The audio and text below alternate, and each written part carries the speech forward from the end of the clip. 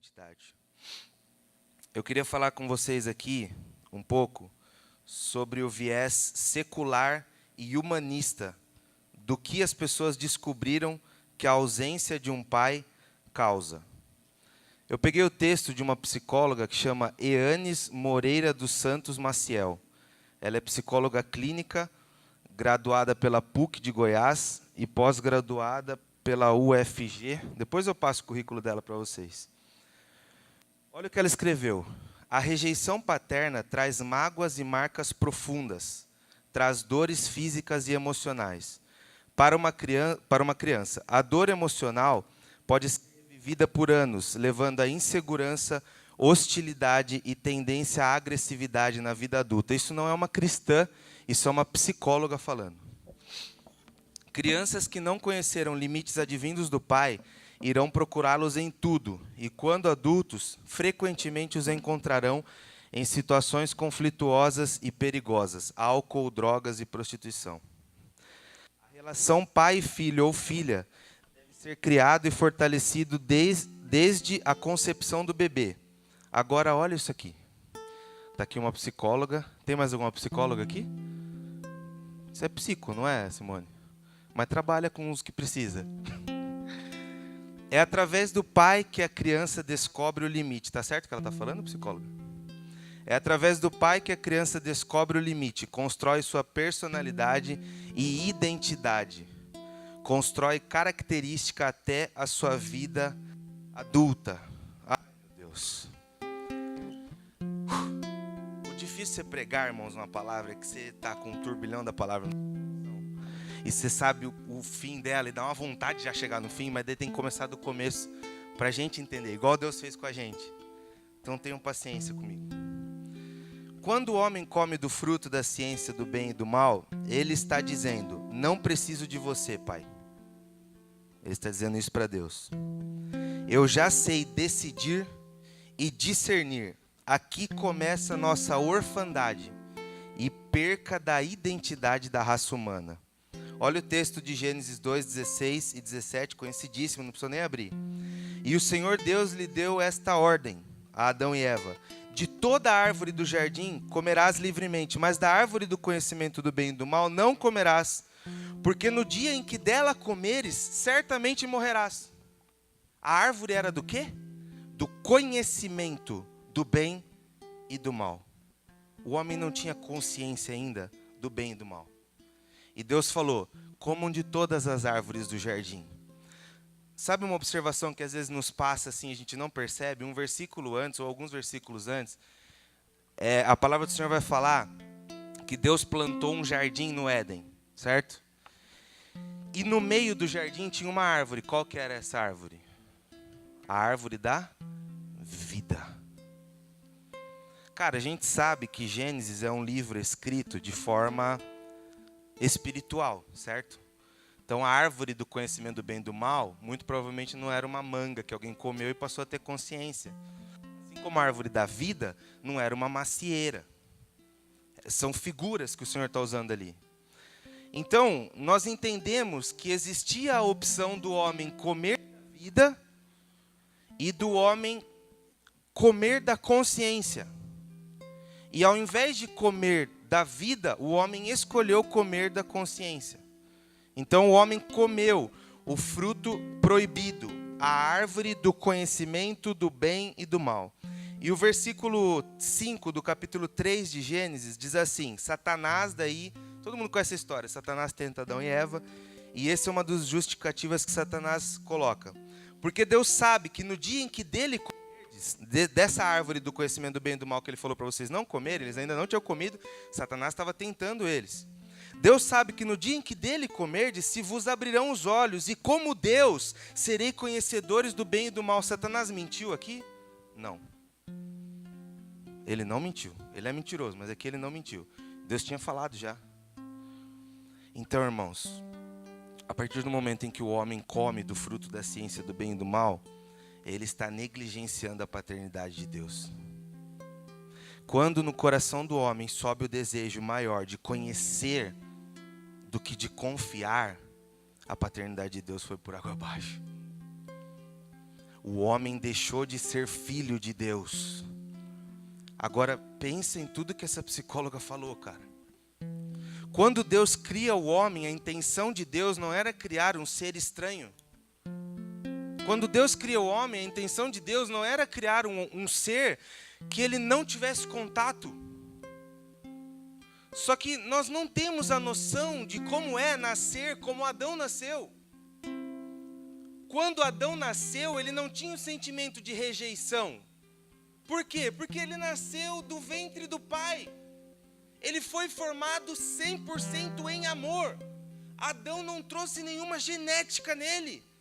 Tem gente que brinca que Adão não tinha umbigo, eu não sei se tinha ou não, mas ele não tem carga genética. Ele não tem carga emocional.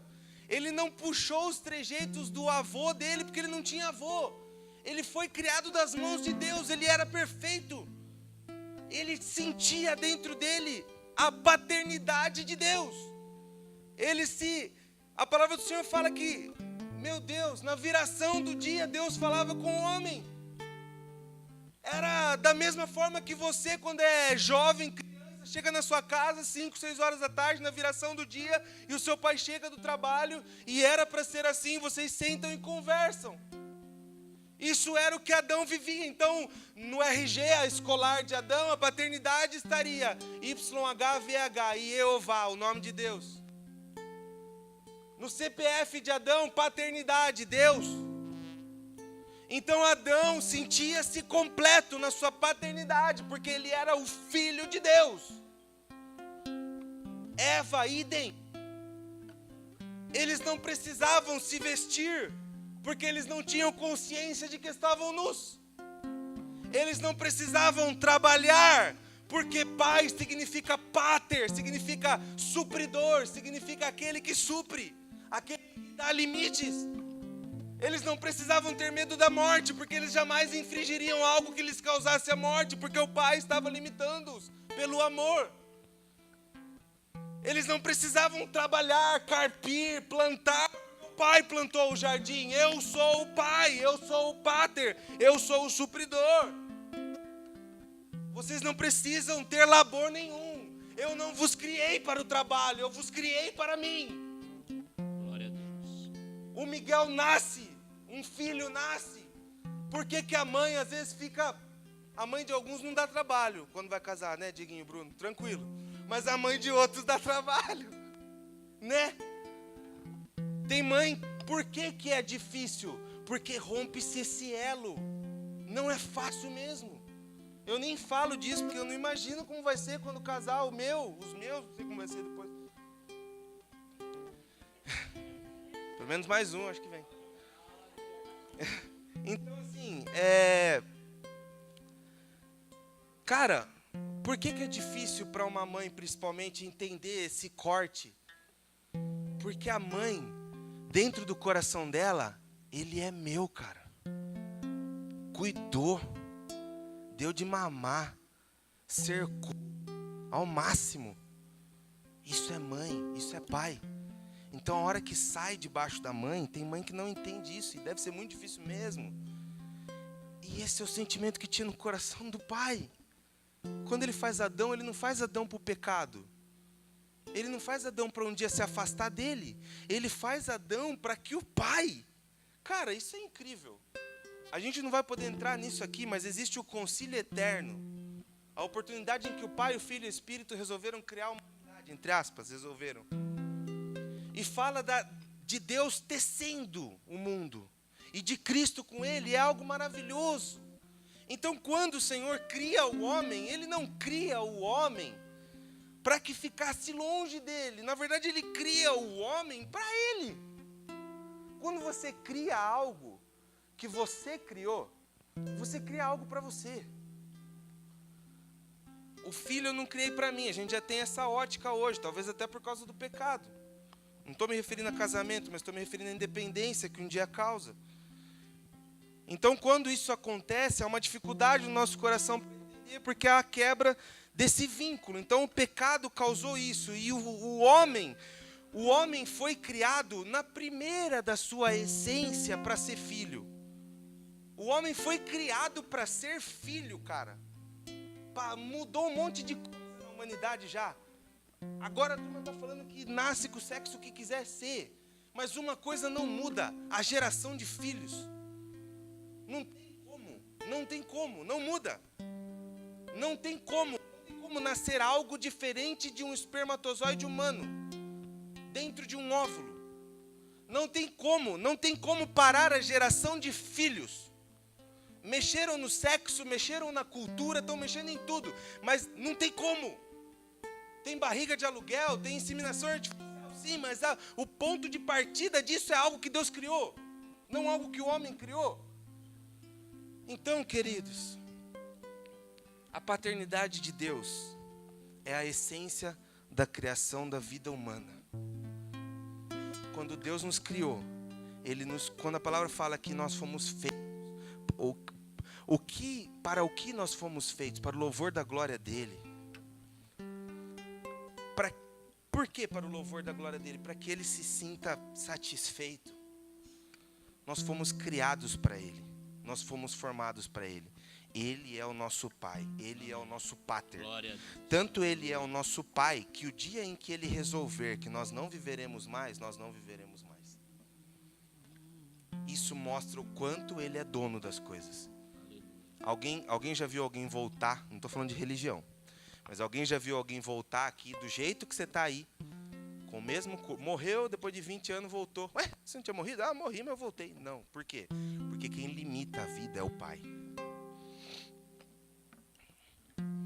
Restaurando a paternidade. Então o homem come do fruto proibido e ele perde, ele se torna órfão, né? Por quê? Porque Deus não pode contemplar o pecado, porque ele é santo. Então ele não consegue mais ter contato com o homem, porque o pecado estava no homem. E o pecado do homem contaminou toda a terra.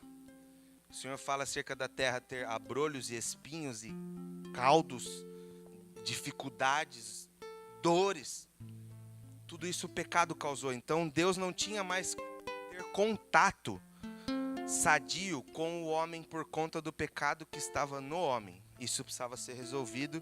Foi resolvido em Cristo Jesus.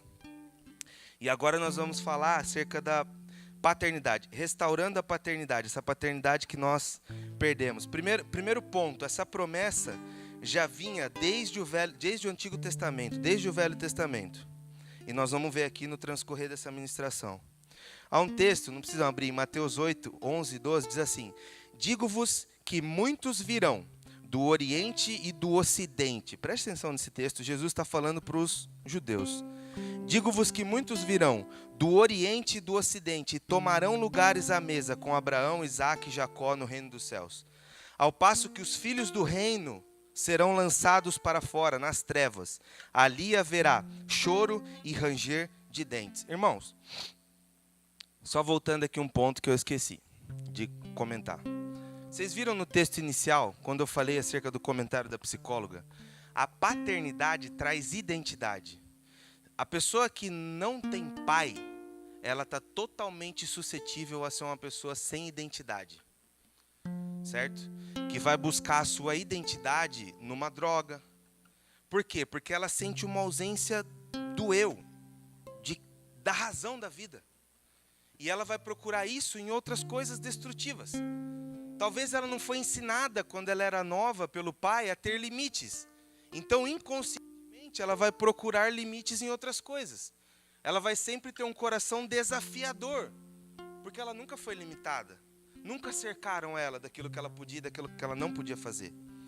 Então, a quebra da paternidade de Deus com os homens, ou melhor, dos homens com Deus, gerou uma quebra de identidade no homem.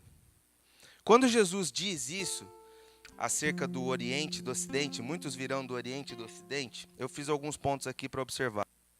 Abraão, Isaque e Jacó, que ele usa no texto, está falando sobre identidade dos que são filhos de Deus. Veja que no versículo 12 ele não cita mais estes nomes, mas diz os filhos do reino. Então, quando o Senhor está dizendo assim, digo-vos que muitos virão do Oriente, do Ocidente, tomarão lugares à mesa com Abraão, Isaque e Jacó. Abraão, Abraão, Isaque e Jacó já tinham sido identificados por Deus, por assim dizer. Eles já tinham recebido de Deus no Velho Testamento uma identidade. Quando Deus chega para Moisés, Moisés sabia quem era Deus? Não. Tanto é que ele fala assim, eu vou lá anunciar, mas quem que eu falo que você é? Aí Deus fala assim, fala, eu sou o que sou. Eu sou. Eu sou. Eu não tenho o meu nome, eu sou. Então Moisés não tinha contato com Deus. Moisés não sabia quem era Deus. E Moisés não sabia quem ele mesmo era. Tanto é que quando Deus começa a falar para ele o que ele ia fazer, ele fala, não, Senhor, eu não. Eu sou gago. E ele era gago. Eu tenho palavra, eu tenho boca dura, Senhor. Eu não vou conseguir. Como que eu vou falar na frente da potência que é Faraó? Manda outro. Ele se esquiva de Deus 3 ou 4 vezes. Agora, irmãos, o que Moisés fez? Tudo que Deus falou que ele ia fazer, não foi? Então, quem que não sabia quem era quem? Moisés. Ele não sabia a sua identidade. E ele não sabia quem era Deus. Ao passo em que Deus se revela para Moisés, Moisés começa a entender quem ele é. E é isso que Deus faz conosco. A partir do momento em que a paternidade de Deus é restaurada sobre nós pelo sangue de Jesus Cristo, por intermédio do Espírito Santo de Deus, que ministra ao nosso coração, algumas coisas começam a fazer sentido dentro de nós. E nós começamos a ansiar por coisas que antes nós não ansiávamos. Por quê? Porque nós estamos voltando para a justiça do nosso Pai. Nós estamos voltando à nossa identidade. Então algumas coisas que não lhe causavam ausência, começam a causar. Algumas coisas que você não entendia, você começa a entender. Tudo isso por quê? Porque a partir da paternidade de Deus restabelecida sobre você por meio do sacrifício de Cristo, você renova a sua identidade em Deus e você começa a entender quem você é, porque você foi criado para um fim. Ou você acha que você só foi criado para trabalhar no que você trabalha? Se você só trabalhasse no que você trabalha, a não ser que você seja inventor de alguma coisa, que legado você deixaria quando você morresse? Nenhum. Você deixa os valores pelos quais você trabalha, mas daí a gente já não está mais falando de trabalho, está falando de valores. Então, esse texto, o Senhor está falando, Jesus está falando acerca de identidade. Ele está dizendo assim, digo-vos que muitos do Oriente e do Ocidente tomarão lugares à mesa com Abraão, Isaque e Jacó. Ele está falando, tem um povo que ainda não tem identidade, como vocês têm, judeus. Tem um povo que ainda não sabe que o Criador é o Pai, como vocês sabem. Mas tem pessoas, quando ele fala Oriente e Ocidente, ele está falando de fora de Israel. Ele está falando de quem? De nós. Tem pessoas do Oriente e do Ocidente que virão e tomarão lugares à mesa com Abraão, Isaque e Jacó.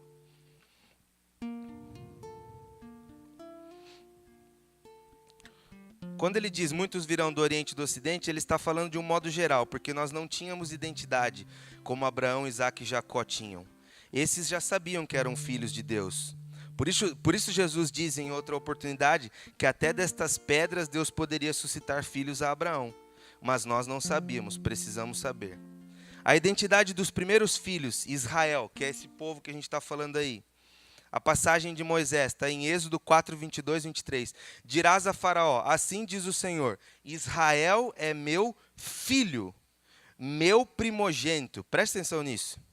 Deus dizendo para Moisés falar para Faraó, assim diz o Senhor, Israel é meu filho, meu primogênito. Digo-te, pois, deixa ir meu filho. Cara, Deus usa 2 vezes a expressão filho para Moisés. Moisés era o quê? Era Israel. Ele era israelita. Então Deus estava começando a ensinar o povo de que o povo tinha um pai. Vocês estão entendendo até aqui? Tá tranquilo? Estou sentindo uma certa dispersão, pessoal. Vou voltar. Israel é meu filho, meu primogênito. Digo-te, pois, deixa ir meu filho, para que me sirva. Mas se recusares deixá-lo ir, eis que eu matarei teu filho e teu primogênito. É o que ele fala para Faraó, e é o que acaba acontecendo depois. Mas a questão desse texto é, Deus está chamando o povo de Israel de filhos. Deus está dizendo para Moisés, nas entrelinhas, Moisés, você é meu filho. Todo aquele que se diz israelita, Moisés, é meu filho. Vocês são meus filhos, ele está dizendo. quando ele está dizendo acerca de filho, cara, para nós aqui, a gente lê isso aqui, ninguém está chorando aqui agora, nem esperneando. Mas para o povo tinha um significado muito grande. Porque a paternidade para o povo de Israel era um negócio muito sério, cara. O que eles usam na Bíblia? O Deus de Isaac, o Deus de Abraão, Isaac e Jacó. A Bíblia, algumas pessoas dizem que ela é machista, ela é paternal. Então, quando Deus começa a falar acerca de filho, dá um choque na cabeça dos caras. Tipo assim, pera, Moisés, ele está dizendo que ele é o nosso supridor? Sim. Ele está dizendo que ele é quem cuida de nós e não vai deixar que nada de mal nos aconteça? Sim. A palavra fala o quê? Que a fazenda vem de quem? Do pai. Ele está dizendo que ele vai dar a nossa fazenda, ele vai cuidar de tudo? Sim. Imagina o choque disso em Moisés primeiro. Como eu sou seu filho? Eu não te conheço. Eu não sei nem o seu nome. Não, você é meu filho. Então aqui começa a revelação da paternidade de Deus sobre os judeus, tá? Sobre o povo de Israel. Aqui Deus está ensinando para Moisés e para o povo que ele era seu pai. O povo de Israel já não era mais perdido de identidade. Agora todos saberiam que eram filhos. Agora a gente vai falar sobre a identidade dos demais filhos, que somos nós. E é incrível porque nós estamos prometidos no Velho Testamento. Então, tipo assim, talvez você leia esse texto de Mateus, você fale assim, Jesus falando no Novo Testamento. Não, a gente está prometido nos profetas do Velho Testamento. Não é novidade isso. Não deveria ser, pelo menos. Vamos entender a nossa identidade. O desejo do Eterno sempre foi se relacionar com o povo como uma noiva e um noivo. Ou seja, possessão, amor, recíproco, obediência e zelo. Abra sua Bíblia em Oséias. Nossa, Wesley, você falou para não abrir em Mateus, textinho tudo de boa, você mandava abrir em Oséias. É Oséias, mano. Um dos profetas menores. Tá mais perto da metade da Bíblia, você vai achar.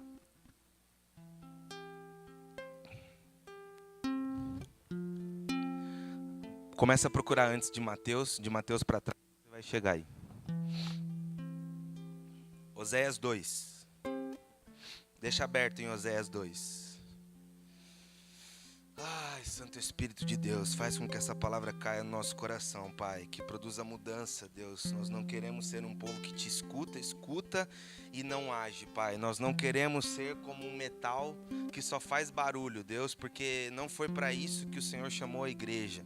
Então, sela essa palavra no nosso coração, Pai, em nome de Jesus, no meu coração, Senhor.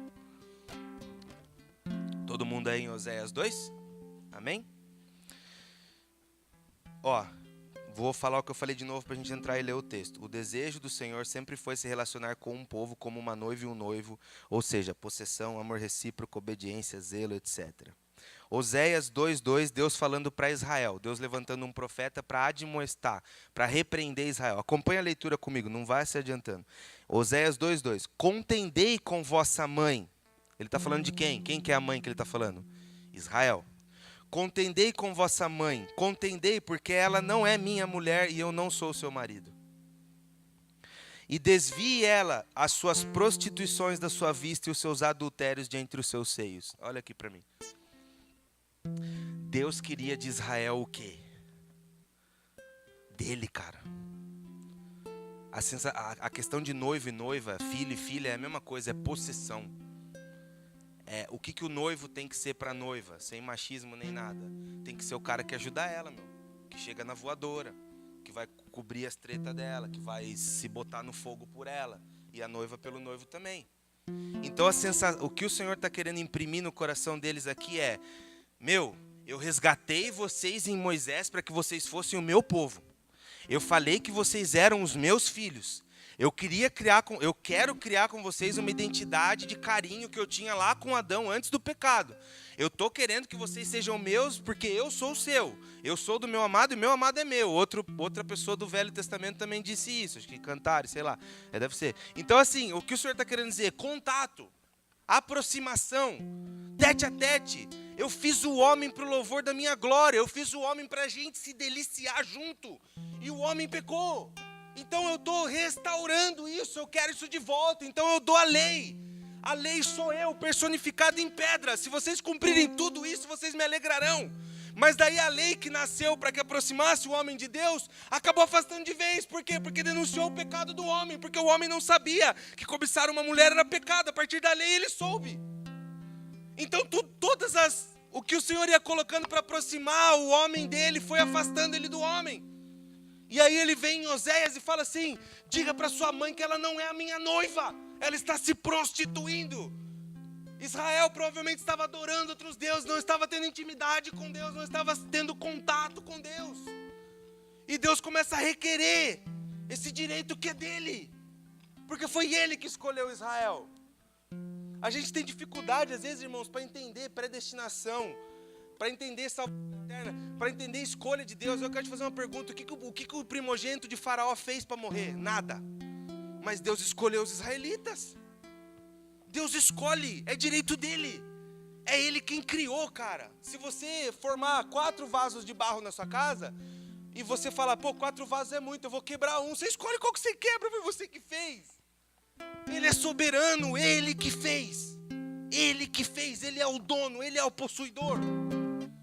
E um parênteses, tem muitas pessoas lá fora que são vasos criados por ele, que estão aguardando a manifestação de nós, que já sabemos que somos vasos, que já sabemos que somos filhos, mas ficamos com a nossa boca fechada.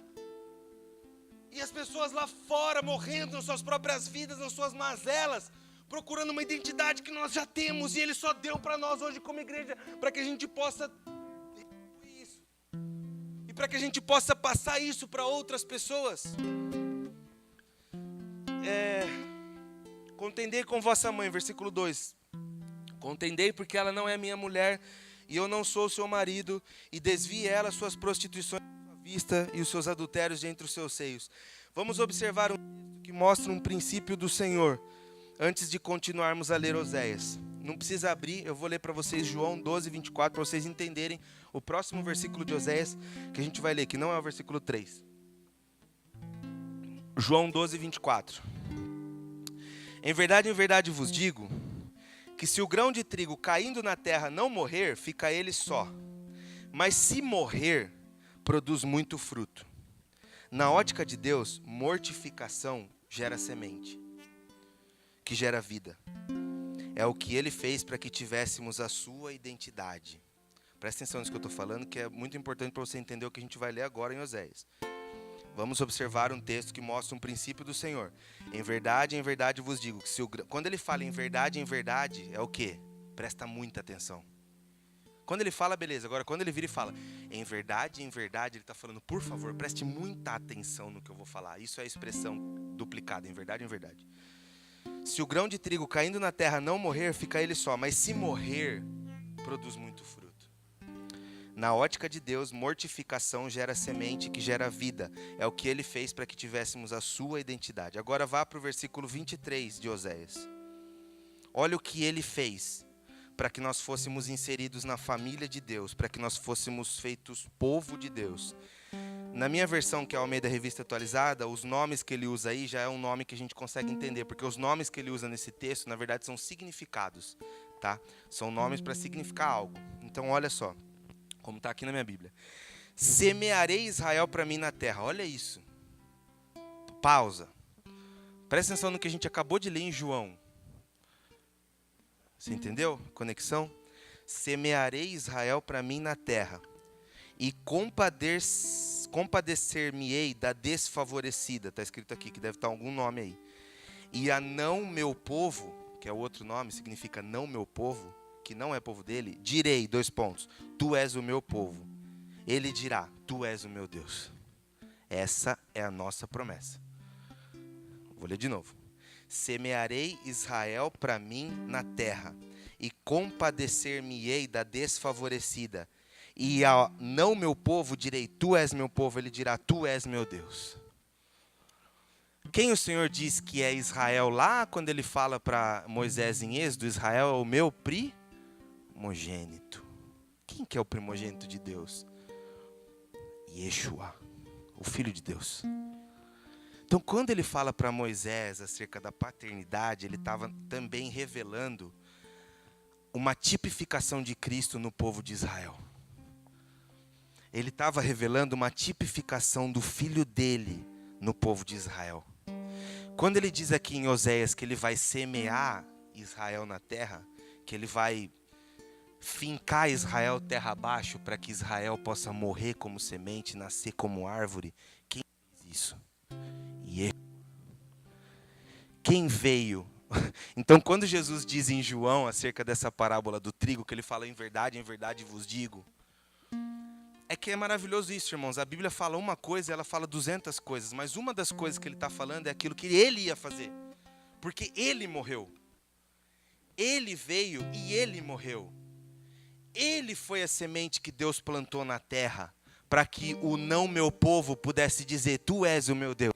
Então, a resgate da nossa identidade, na verdade, nasce com o semear do Filho de Deus. Então, para poder resgatar a identidade e a paternidade do homem caído, Deus semeia o seu Filho com a sua identidade, que morre por nós, entra na terra. A palavra do Senhor fala que ele foi vomitado da terra, porque a terra não o pôde suportar. Ou seja, ainda enfatiza mais ainda essa figura da semente que entra na terra. Nisso ele santifica a terra e ele santifica os homens. E a palavra do Senhor diz que agora nós temos o shalom, que o judeu diz. A paz de Deus nasce disso. Eu vou ler de novo para que fique gravado no meu e no seu coração. Semearei Israel para mim na terra, e compadecer-me-ei da desfavorecida. Aqui ele está falando de um povo, que eu penso que é Israel.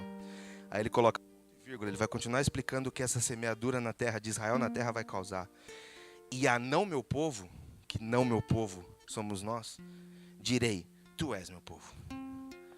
Então o semear do Israel, do primogênito de Deus na terra, é onde há o resgate da nossa paternidade. E é onde há a imputação da nossa identidade. Então quem não se sentia mais filho, e eu não estou falando só de uma coisa sentimental, porque muitas vezes você não vai se sentir filho, mas pela fé, você crê, cara, eu sou filho. Então por que o meu coração não sente? Porque o coração do homem é enganoso. A palavra fala que é mais enganoso do que qualquer outra coisa. Então dentro da nossa tricotomia, corpo, alma e espírito, existe a nossa alma e existe o nosso espírito. A verdade está no nosso espírito. A palavra do Senhor diz em Eclesiastes que depois que nós morremos, o corpo volta para a terra e o espírito volta para Deus. Então a alma é o lugar onde eu separo o joio do trigo dentro de mim. A alma é onde eu tenho o poder de falar como salmista. Por que você está inquieta? Então a alma não é a minha essência. A alma é uma identidade caída do homem que sofre, que fica ansiosa, que fica angustiada, que se deleita quando algo acontece. Mas acima da minha alma está a minha consciência de filho. Está a minha identidade de filho, que a minha alma não vai virar para mim e falar assim, você é filho de Deus, viu? Você é filho... Não, a minha alma não vai fazer isso. Quem vai fazer isso? O meu espírito? Também não. Quem vai fazer isso? O Espírito Santo de Deus no meu espírito. Porque o Espírito de Deus testifica com o meu espírito que eu sou filho, e não o meu espírito. O Espírito Santo de Deus é o que ministra o meu espírito. Isso é muito importante. E é o Espírito do Senhor que ministra ao nosso espírito que nós somos filhos de Deus. O nosso espírito reconhece pelo Espírito Santo de Deus a paternidade do Pai sobre nós, o cuidado do Pai sobre nós. E aí, para encerrar, nós entramos na manifestação dos filhos. Então, nós entendemos que no pecado foi tirada a nossa paternidade, e com isso nós perdemos nossa identidade, todos os homens. E até hoje é assim. Não precisava algumas pessoas fazer o que elas fazem se elas tivessem as suas identidades estabelecidas em Deus, que é uma coisa que não se constrói do dia para a noite e nem vai terminar a construção até que Ele venha nos buscar. Nós vimos que o povo de Israel também tinha identidade. Moisés não sabia quem era Deus, e Moisés foi quem recebeu a lei, que é a expressão externa da justiça de Deus, e ele não sabia quem era Deus, mas ficou sabendo depois. E nós vimos também que nós não somos uma obra do acaso, nem algo que aconteceu no Novo Testamento, mas eu peguei só Oséias, mas tem tantas outras promessas de Deus acerca de um povo que não se chama pelo nome dele. Isaías fala isso também. Nós vimos que nós não somos uma obra do acaso, mas que nós somos proferidos lá atrás pelo Senhor. E agora nós vamos entender que, a partir do momento que eu entendo essa obra que nós falamos aqui, que eu entendo a semeadura do Pai semeando Cristo na terra, semeando Israel na terra, para que o povo que não era povo dele se tornasse povo dele pelo sacrifício de Cristo, que cobre o pecado que aconteceu lá no jardim, tem que começar a acontecer uma manifestação em mim de filhos. E é aqui que a gente tem um problema, porque é isso que a igreja não tem feito. Ou melhor, nós temos começado a fazer para a graça e glória do Senhor, mas precisamos continuar. Então, a manifestação dos filhos. Na manifestação dos filhos, nós como filhos, eu vou abordar duas identidades da igreja. Eu vou abordar duas identidades da igreja. Uma identidade é da igreja que é noiva, que vem para casar com o que Deus clamou para Oséias. E a outra identidade que eu vou falar é da igreja como milícia, como militância, que é para cumprir o ID que o Senhor Jesus deixou para nós. Então a primeira, a identidade de noiva. Deus faz tudo isso que eu falei para vocês para quê? Justamente para respondermos ao seu clamor de noiva, de Oséias 2:2, e sermos suas noivas e nos relacionarmos com Ele. Então quando ele fala para Oséias, contendei com vossa mãe, contendei porque ela não é minha mulher e eu não sou o seu marido, hoje nós somos a noiva dele. Hoje somos nós, a igreja é quem o Senhor Jesus colocou para que seja a sua noiva. Porque o princípio de um casamento sadio é que o corpo do homem seja da mulher e o corpo da mulher seja do homem. O apóstolo Paulo fala isso. Quando o Senhor Jesus morre na cruz do Calvário, quando ele se despiu da sua glória, a palavra do Senhor fala, acho que em Filipenses, que ele ou Efésios, não sei, que ele se despiu da sua glória para que viesse aqui tomando forma de homem e forma de servo. Quando ele volta para Deus, quando se cumpre lá os salmos, levantai, ó portas, vossas cabeças, levantai, ó entradas eternas, e entrará o Rei da Glória. Quando o Rei da Glória retorna para a destra do Pai, de onde ele desceu, ele já não retorna mais pleno. Você está falando uma blasfêmia, não estou. Porque ele só volta como cabeça. Ele não é mais corpo inteiro. Por quê? Porque o corpo sou eu. E é usted, Abigon. Então, nós somos o corpo de Cristo. Então, na identidade dos filhos de Deus, resgatados pelo sacrifício de Cristo, na minha identidade nova, cara, existe uma responsabilidade de responder ao meu noivo diferente da responsabilidade do povo de Israel. Porque o povo de Israel podia sacrificar a outros Baalins e Baals e a outros deuses, porque eles não eram corpo. Eles não eram corpo, eles carregavam o corpo, que era o tabernáculo, figura do Senhor. Eles carregavam, e a palavra diz que cuidado do Pai sobre a sua criação, na manifestação da filiação de Deus no tabernáculo, que ele cobria o tabernáculo com uma nuvem aonde ele queria que o tabernáculo ficasse. Mas o povo de Israel não tinha o corpo dentro de si, ele tinha o corpo fora de si. Então eles podiam pecar, mas eu não. Eu sou o corpo de Cristo, cara. E eu não estou falando de pecado, gente, só. Isso é uma tratativa sua com Deus. Eu não acuso o pecado de ninguém. Esse não é o nosso papel. Desista disso. Esse é o papel do Espírito Santo de Deus. Eu estou falando de identidade. Eu estou falando de ação. Eu não estou falando daquilo que você não deve fazer. Eu estou falando daquilo que você não tem feito. É diferente, entendeu? Não é aquilo que você não deve fazer. É o que você não tem feito. É acerca da sua prolixidade que nós estamos falando.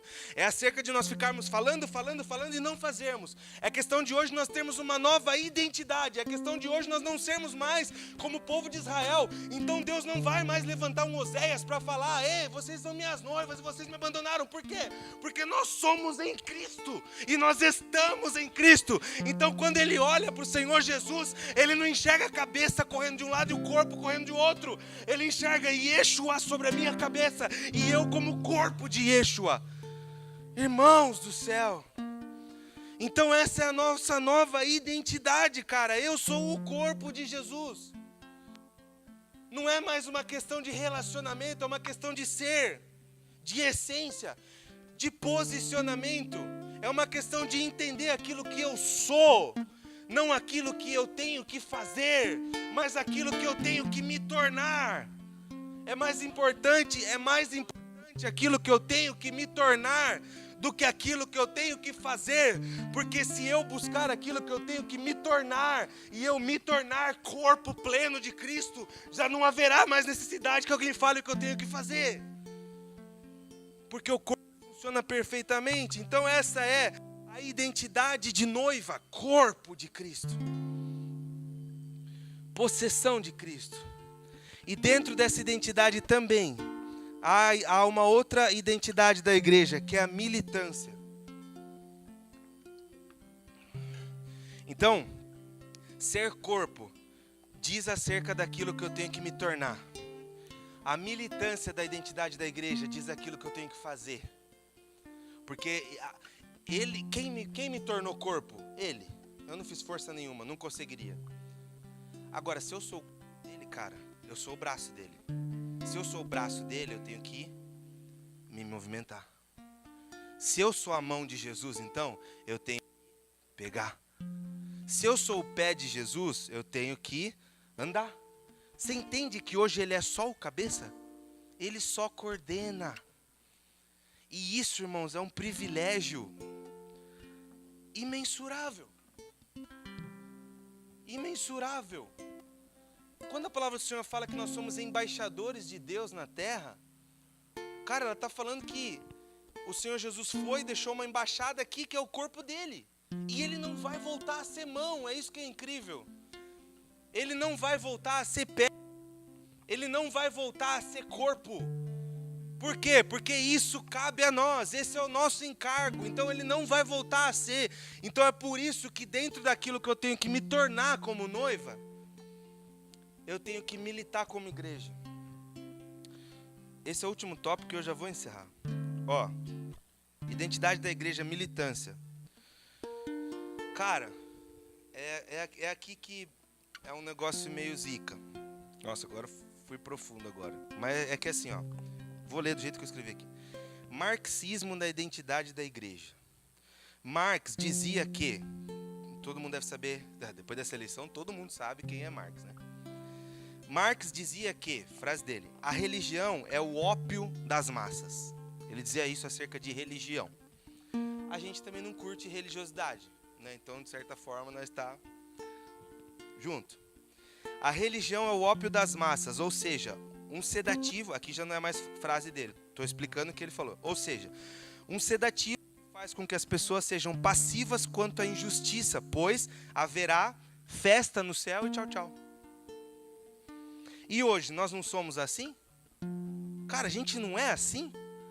Então veio Marx, que é o pai do marxismo, e falou que a religião é o ópio das massas. Que a religião é aquela dose homeopática para consolar descrente que não vai chegar a lugar nenhum. Por que ele disse isso? Por causa dessa manifestação da igreja. Então eu chego para vocês hoje aqui e falo assim, pô, sua vida tá difícil, sua vida tá dura, mas ó, dá o dízimo aí que Deus vai te dar um carro e aleluia. E aí você vai para sua casa, cara, você pode ganhar o carro e a galera ganha carro, velho. Mas o que acontece é o seguinte, o carro deprecia, o ser que pilota o carro deprecia. Vou falar uma novidade aqui que vocês não sabem. Quem estava vivo há 200 anos não está mais.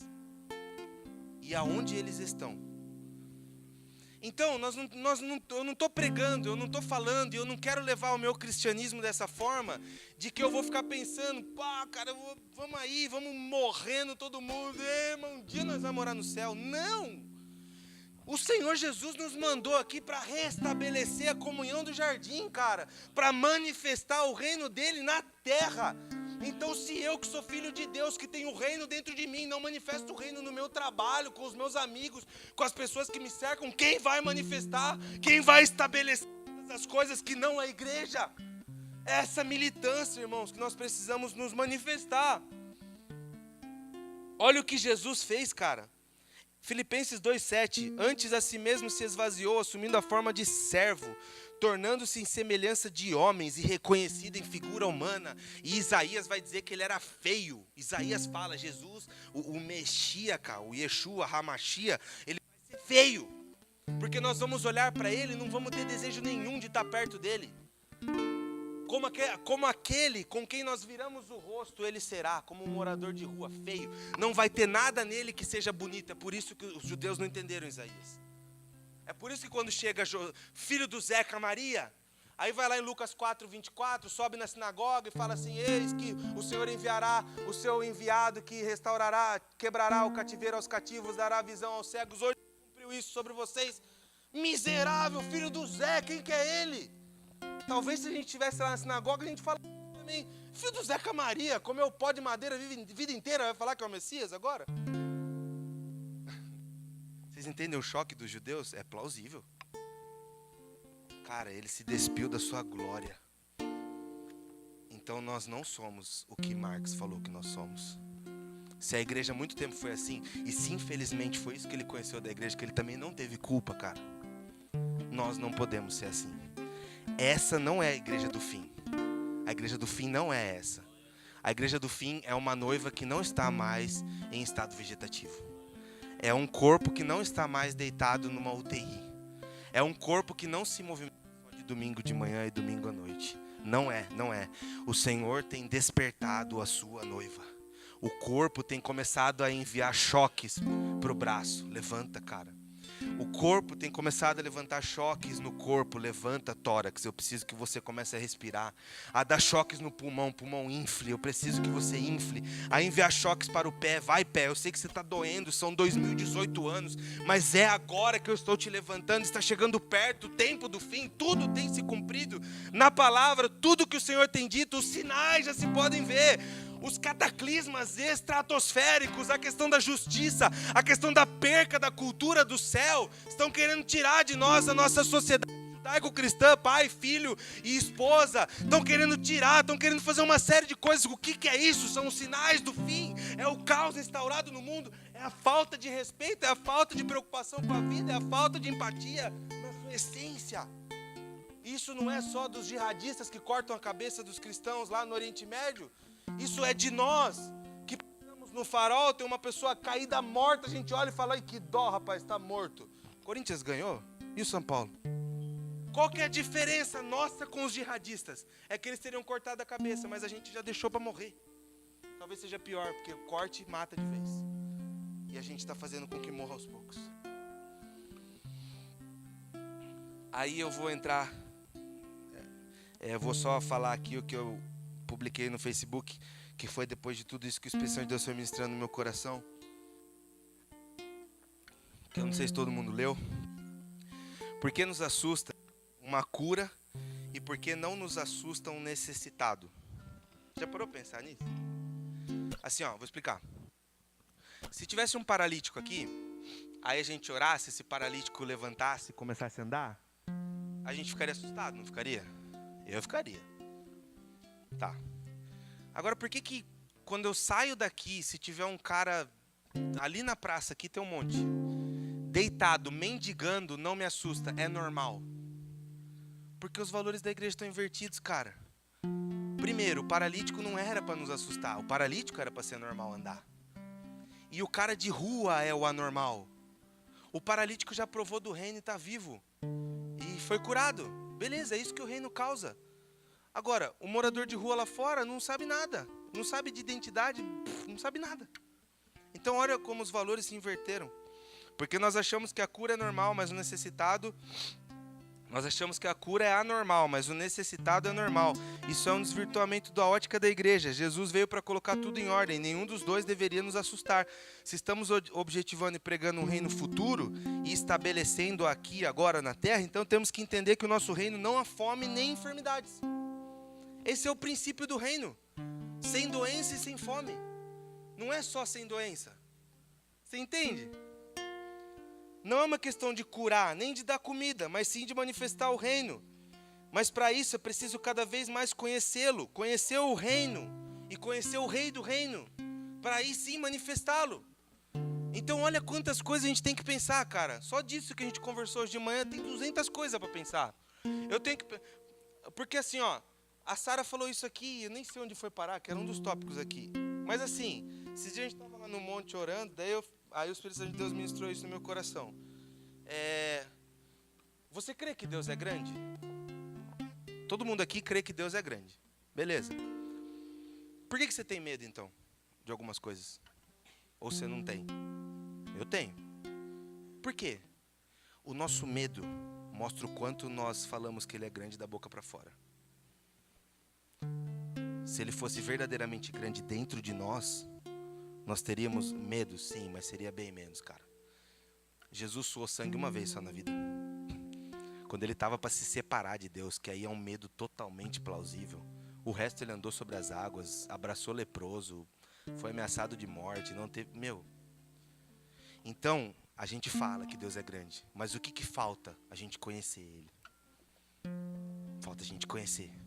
É bom a gente confessar que Ele é grande? Sim. É necessário? Sim. Mas comece a pensar nisso a partir de hoje.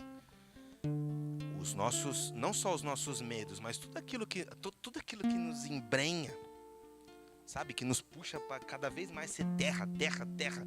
Que a gente é criado de matéria terrena e matéria celestial. Então tudo aquilo que vai nos puxando para terra, terra, terra é isso.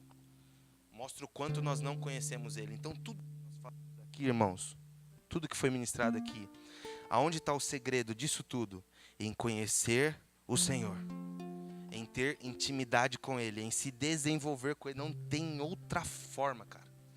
Você pode, por um do seu coração, querer começar a ajudar todo mundo. Então eu vou destinar R$500 das minhas verbas mensais para obra de caridade. Cara, show de bola. Deus vai ficar muito feliz, mas isso não vai te desenvolver como noiva, nem te ensinar a militância do reino.